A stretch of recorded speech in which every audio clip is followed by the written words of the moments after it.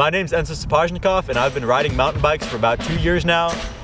Honestly, it's like become one of my biggest passions. I'm gonna be doing an Everest, which, if you don't know, it's climbing the height of Mount Everest, 29,000 feet in one day, like in one go, on a bike. And I'm gonna be doing it on a mountain bike, on dirt, 20 hours. It's gonna be sick.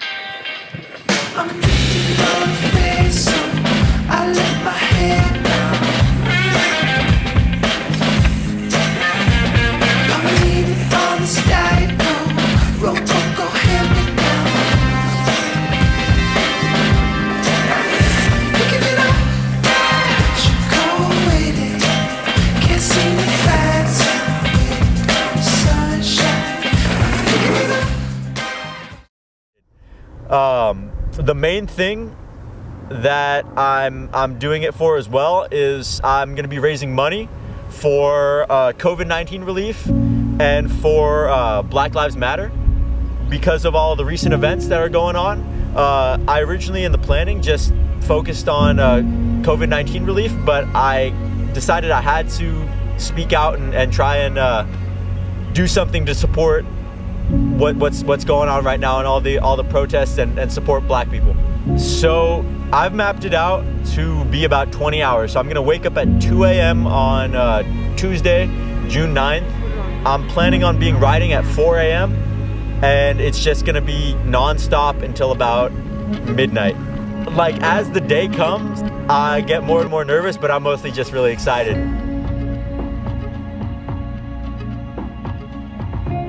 Good morning, it's Enzo Sapojnikoff, day of the Everest. It is 2:40 in the morning. I think I got something like 3 hours of sleep last night. We're ready for this. It's gonna be rad.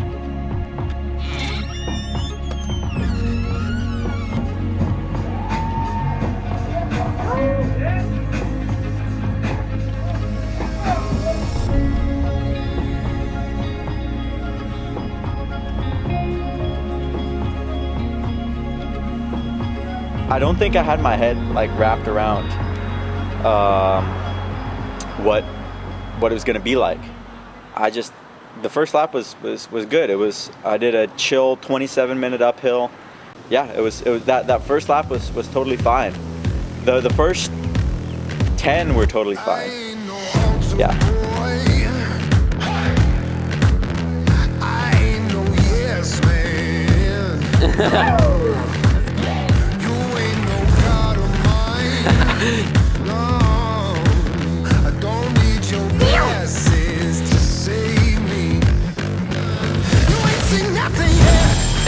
Yeah, buddy. Start that fire. Burn it down. You ain't seen nothing yet. I go harder.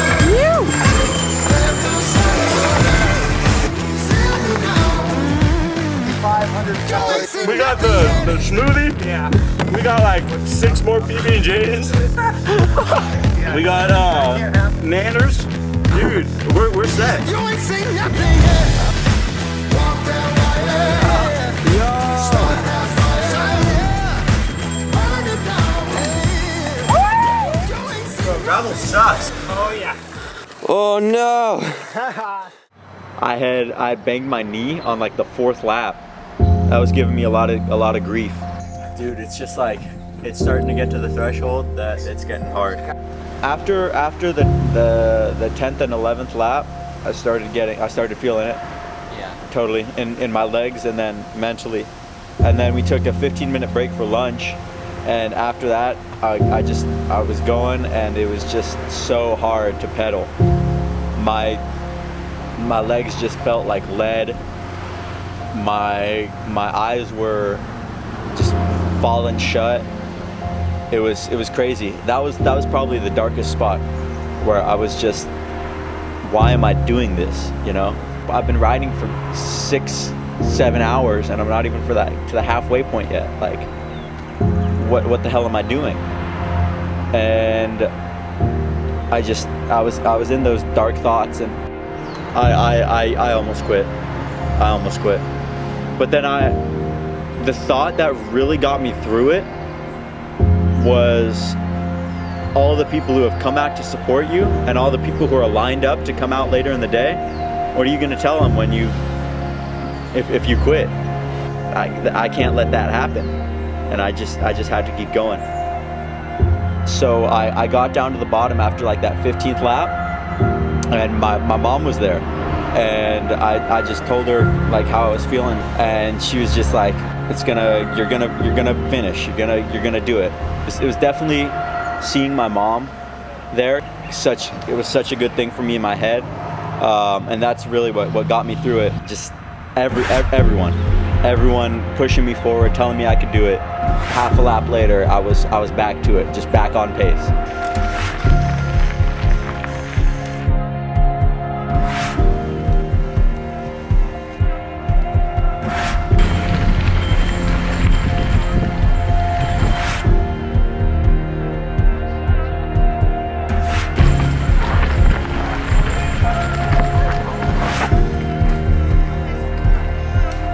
In the nighttime, I think I was just like, my body was like desensitized.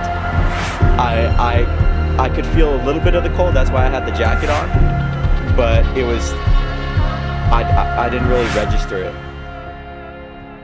Pictures people took that night, it didn't even look like me. It's like a hollow shell of me.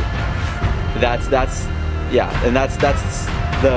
hardest I've ever pushed. That's the first time I've ever seen that, like, in me.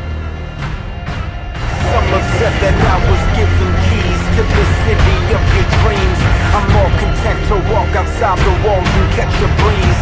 I'm more inclined to climb on bio ride internal seas. I'm more alive to vibe inside a mansion full of trees. I do this for a reason that they can't pretend to dream. The second to last lap, that was hands down the hardest. My body was just so beat up. It's like at that point, all I was focusing on was finishing. And then on the last lap, the reason why I went so fast, I'm like, I just got to get this over with, man. Like, oh my God. Yeah, that was crazy.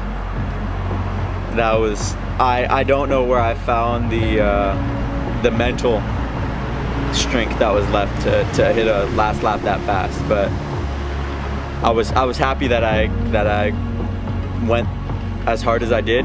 It made me think about this quote that I heard. If you didn't finish in the grave, did you even finish?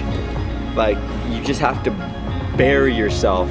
I have to bury myself when I race to even be satisfied with it. And I felt like that's what I did on that last lap. It's such a weird feeling. It was like a crazy natural high. Everything was just so tired, but I was just hyper aware, and it was crazy. Like, I rounded that last corner on the descent, and my brain was just like, you did it. You said you could do it. We knew you could do it. You made it happen, and that was it. My body was just so sore, so numb. Holy crap. My brain I had like 4 brain cells left, you know. But that's all that I could think was just like, it's done. It's done. You did it. 17 hours, 15 minutes ride time. There was never any doubt, not one iota of doubt. Enzo can do anything that he decides to do. You know, I'll tell him a million times how proud I am of him. I'm just really looking forward to seeing what his next scheme, his next ploy, his next decision will be. That was the hardest thing I've ever done. That was the craziest thing I've ever done. That was the most awesome thing I've ever done. And I'd do it again in a heartbeat.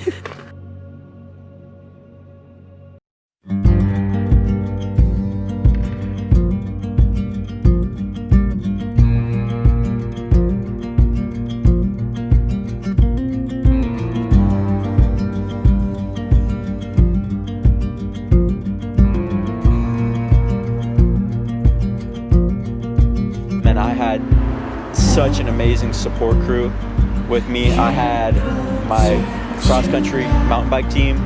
I had my parents. Some family friends came out. And without them, I could not have done it. No way in hell.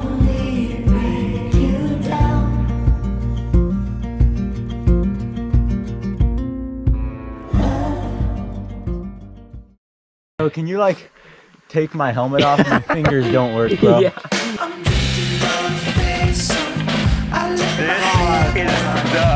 The crack.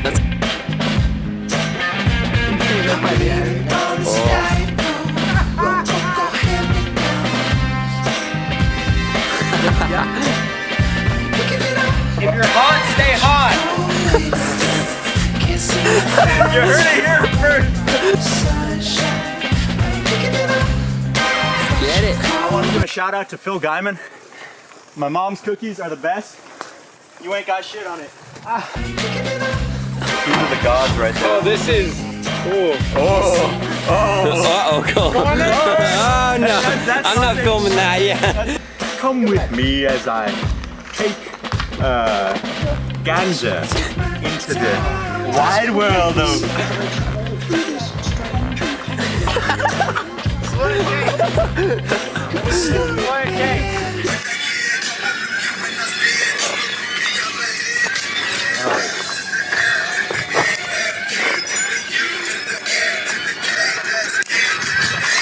Yeah.